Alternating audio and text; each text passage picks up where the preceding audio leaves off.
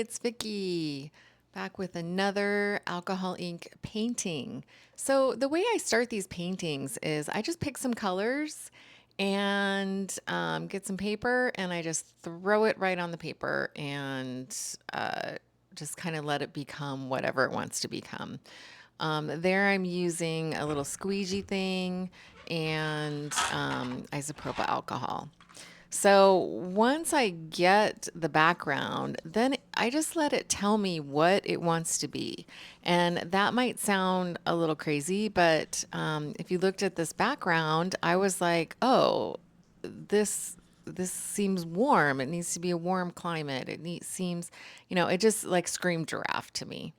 So I find a picture of a giraffe, I get an outline, and then I get the outline on the paper. I use like a blending pen to do the outline. It kind of takes away some of the ink that's on there. And then I start in. Um, I use Q-tips with just plain alcohol to kind of block in the images. You can see there that the white is where I took away the ink that was already on the paper.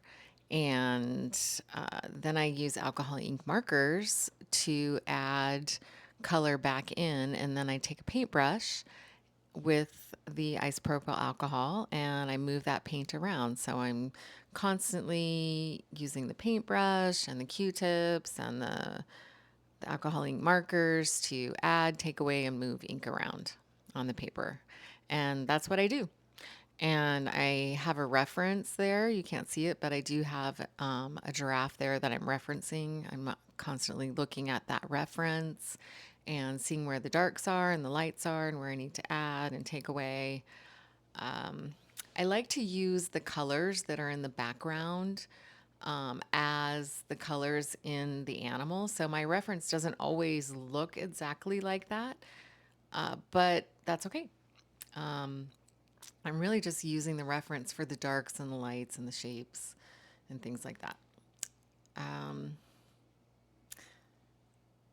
I I like to paint animals. I don't know why. I just do.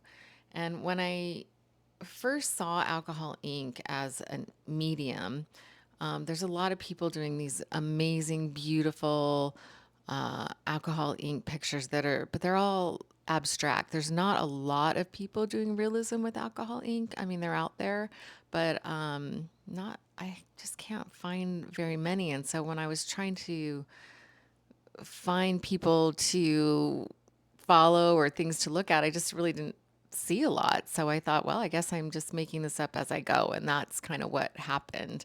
Um, there's kind of a progression of how I do things now, but really. Oh,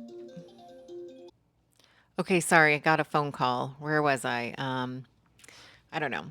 So I guess what I was just saying is that I I started using alcohol ink markers in college like forever ago. Like I'm not a young person. So back in the 90s, like early 90s, late 80s, I was using illustration markers that are alcohol markers. So I'm very familiar with them. And so when started with the alcohol inks, to me it just made sense to use them together. And so that's how this happened. And I felt like with these abstract alcohol ink pictures that I could make, that I could really elevate them by putting something realistic in there. So you've got the abstract with the realism. I don't know, it just all seemed to work. And I'm just loving all these different things that I'm creating.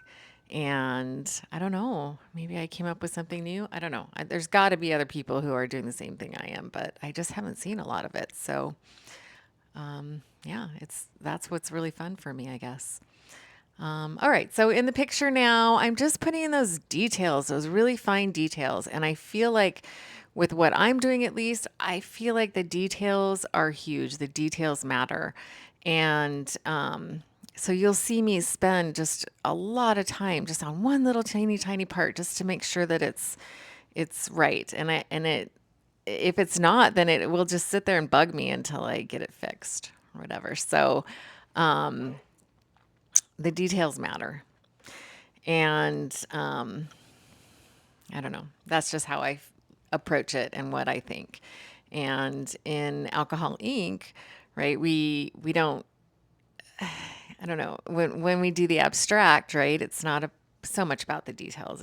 It's about the the fluidity of it and the beauty in that. And so I think with these, I'm able to complement the abstract and the fluidity and the backgrounds with this realism that I'm putting in there with all of these animals. Yeah. So I don't know. I guess that's just how I'm doing it.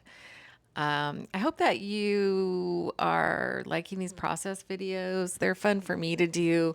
I have a lot of pictures that I did before I started recording. So at some point I'll show you those. But from now on, I'm just recording my process so that I can make these fun little videos. And I feel like when I talk, when I'm doing these voiceovers, I'm just totally rambling. And so if you don't want to listen to me ramble, you have the option of just turning off the volume and you can just watch the process. And if these process videos are too long for you, I have shorter ones on TikTok. So you can find me at Vicky Jessing on TikTok and see a shorter video. But some people like the longer videos so they can really see what I'm doing. And some people really just like the sound of my voice. I don't know. I don't think that's really true, but whatever. So, all the things that I make, there's prints for sale. I do have some originals for sale too. It's vickyjessing.com. That's all you need to do is go there, and then you can find the link to where I sell stuff. I also have an online art class and community forum called Epic Earth Arts that is free to join. I would love for you to get on there and check it out. We've got some art tutorials on there. I actually learned a lot about Alcohol Inc. from a tutorial that my friend Jessica did that's on there, and I think it's free. So you can get on there and check that out if you want to learn how to do this. All right, so this giraffe is almost done. I love the way it turned out. Yeah, it's called The Long Look. So here it is. Enjoy.